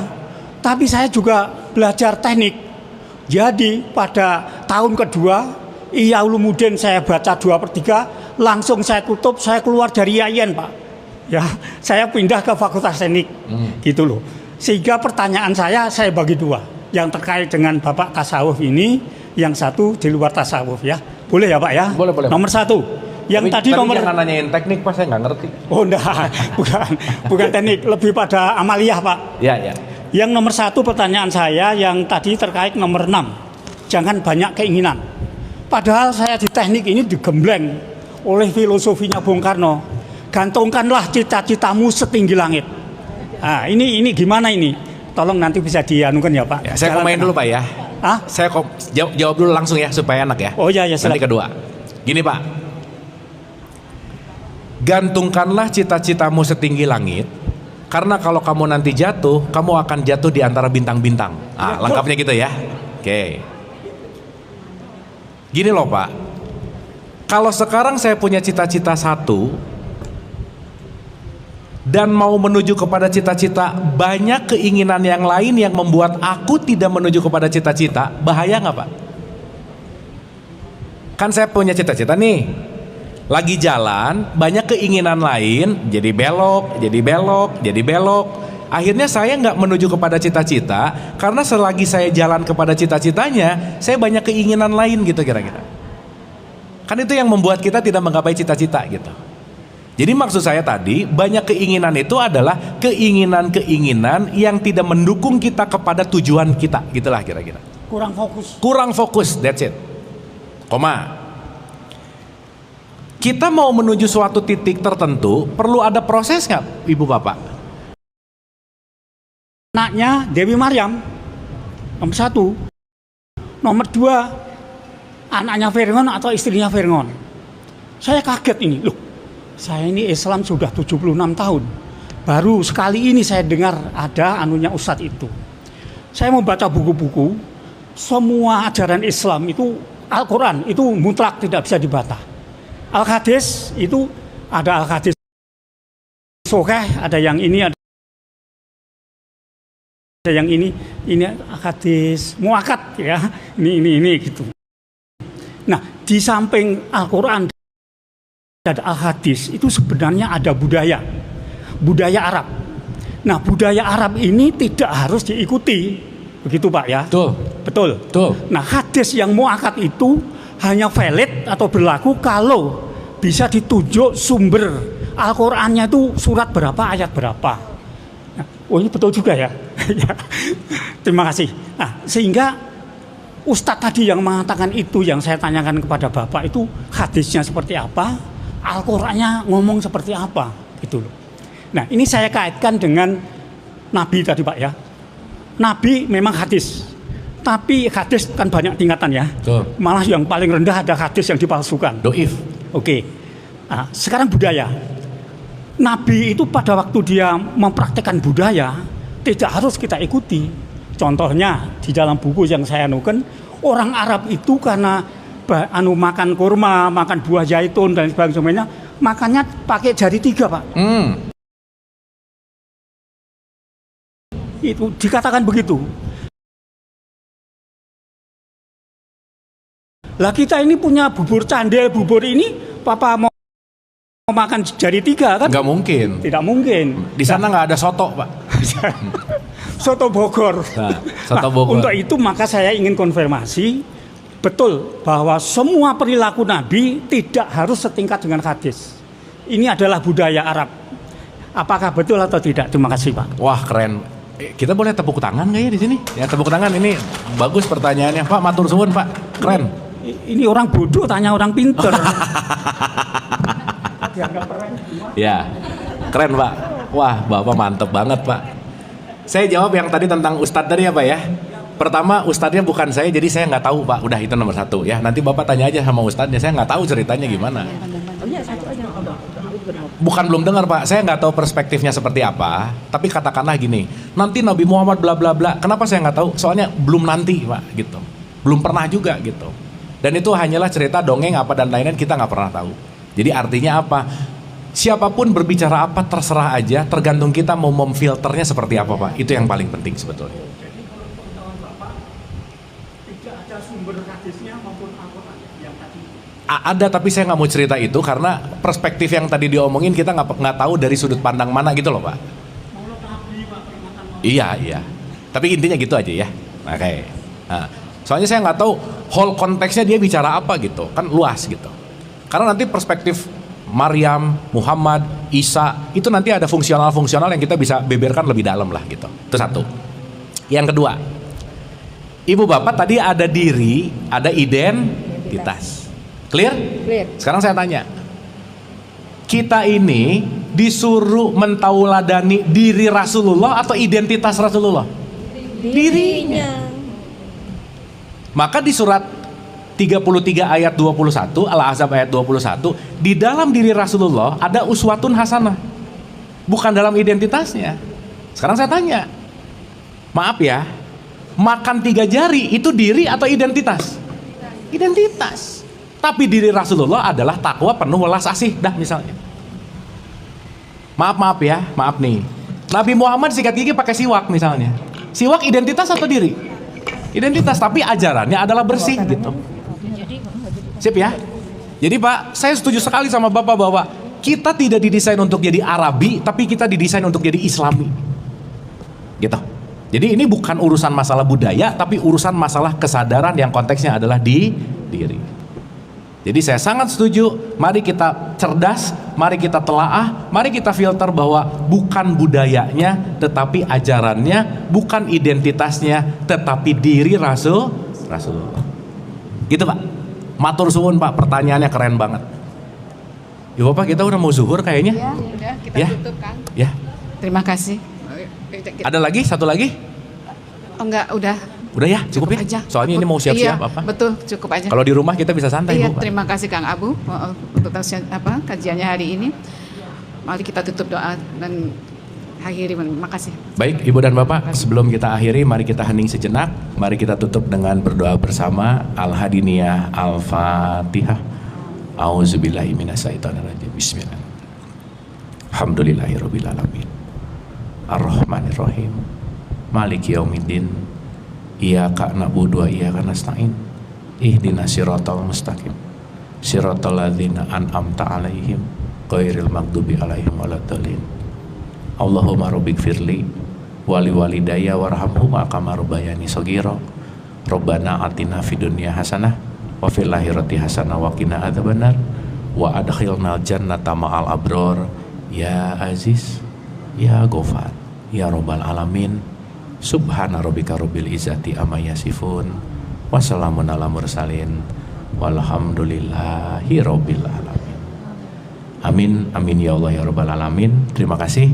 Mohon maaf lahir dan batin, senantiasa sehat dan bahagia. Wabillahi taufiq wal hidayah. Assalamualaikum warahmatullahi wabarakatuh.